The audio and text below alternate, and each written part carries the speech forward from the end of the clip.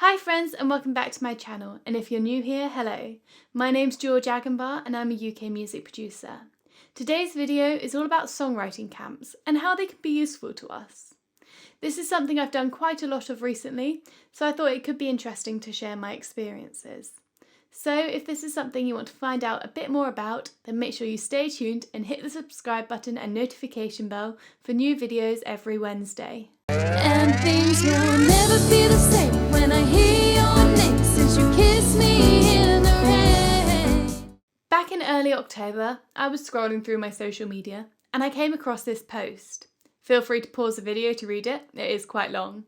Basically, this really talented producer and A&R guy called James Grover at Signal Records decided that he wanted to set up a songwriting camp.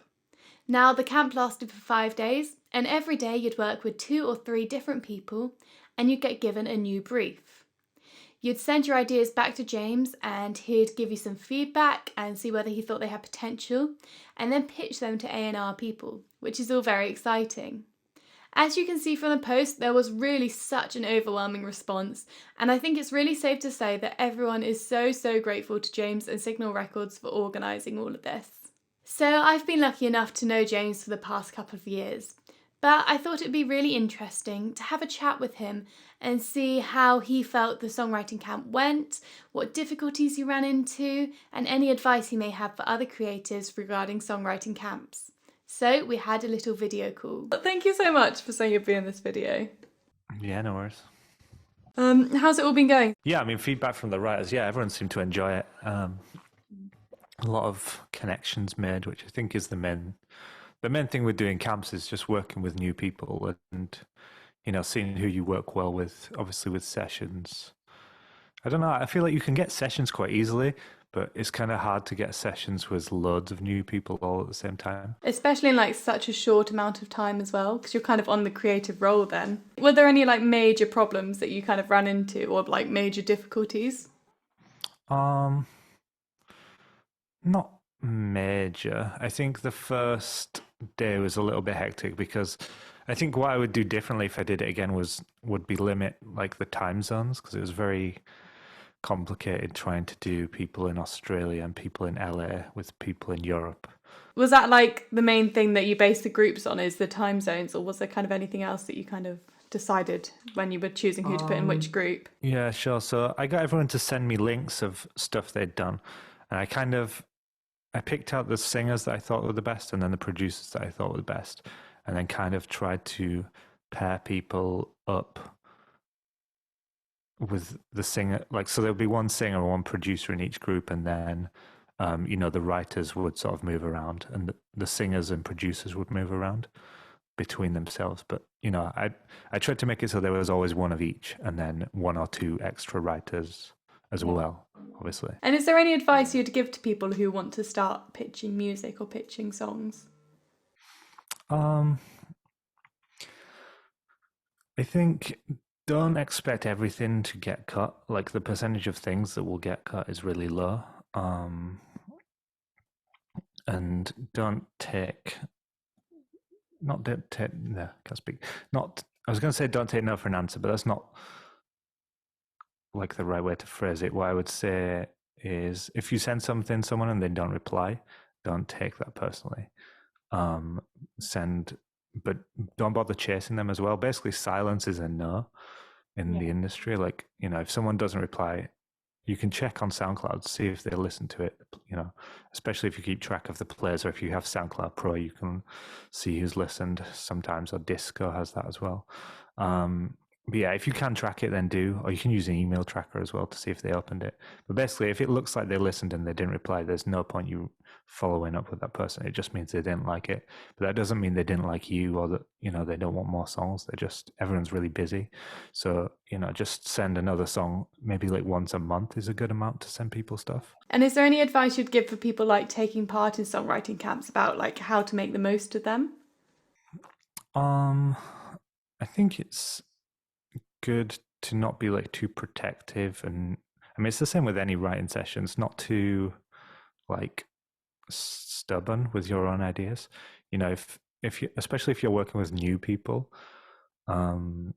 like to me, the best people to work with are the people that don't really get hung up on one little detail. If if there's 4 people in a room and 3 people think it should go one way, and one person's like, no, no, no, I want to do this thing that I thought of. It's super annoying. Like, it's Yeah. pretty rare that happens, but like it does occasionally. And those people are quite annoying to work with, and I would never really seek them out to work with them again if they did that. Yeah, Um, definitely. so it's good to just be chill. If you love an idea that you have that no one else likes, just write it down, use it in a different song. You can even you can tell them, just be like, I like this idea, I'm going to use that myself if you don't like it, and they'll be like, yeah, cool, go for it, we don't care. Yeah, they won't mind too much, will they? Yeah, exactly. Brilliant. Well, I guess my last question is, do you reckon you're going to be running any more of these in the future? And if you are, how can people find out about them, really? Yeah, I hope I will. Probably not anytime soon. It's been a lot of work. I think like the setting up wasn't even that hard, but then having, I think we had about 80 writers overall and 5 days. So there's like 15 rooms, I think. Yeah. So it should be like 5 times 15 songs that I'll be getting. So far, I've got probably half of them. Yeah. But then also because I feel like it's just, the reason I did the camp is so people can people who haven't done camps before and aren't really connected in the industry could get a bit more experience and stuff. It was definitely meant to connect people. So I also felt like it was my responsibility to like help them out with feedback and stuff, and not just take the submissions and be like, cool. So anyone that sent me a song, if I thought it was like an 8, but it had the potential to be a 10, I would give them notes on how to tweak it. Yeah.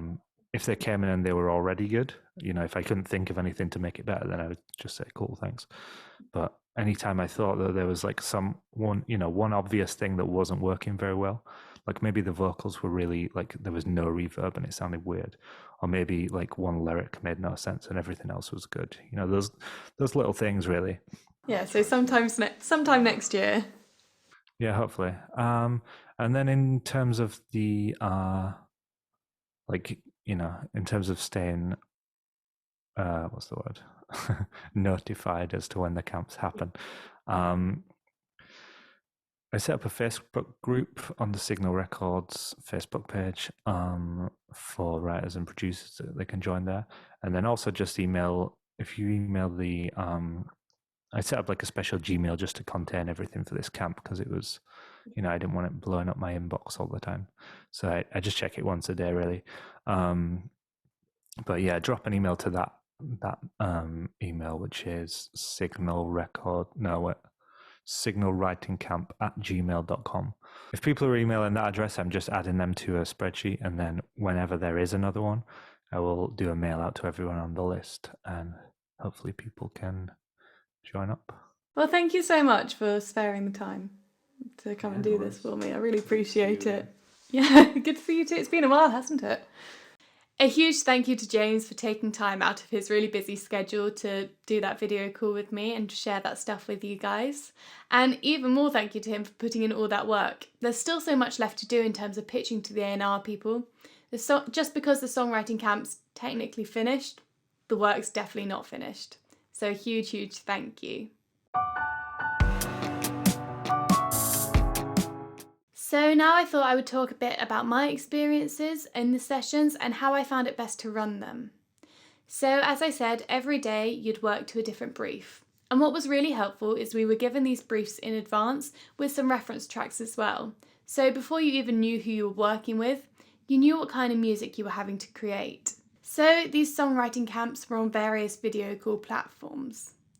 And what we did is when we started the call, we all introduced ourselves, told each other a bit about our backgrounds, and from that we could decipher, who the lyricists were, who the producers were, who the singers were going to be, and we sort of assigned job roles. We then selected the brief that we wanted to work on, as some of the days we did get a choice of 2 or 3 different briefs, and we got to work. We talked about what we wanted the theme of the song to be.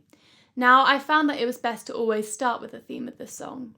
And from there we can talk about past experiences and emotions and really start opening up to each other, which I think can be quite hard from a creative's point of view. And that's why it was so important to talk about our backgrounds and get to know each other a bit beforehand, right at the beginning of the call, so that we felt we were able to be vulnerable and share stuff with each other. After we had a theme decided and a brief set, we worked for 10 to 20 minutes independently and just came up with various ideas. We then shared these ideas with each other and picked the best parts from each idea. So say I wrote a piece and someone really liked the melody, would use that melody, but perhaps someone else's lyrics were better than mine. Would throw those lyrics and see whether they worked with my melody.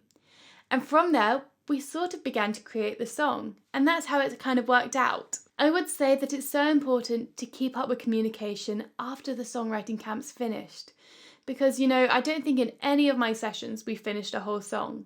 And so communication really was key, using different platforms, sending voice notes, keep on sending ideas. It's just so important.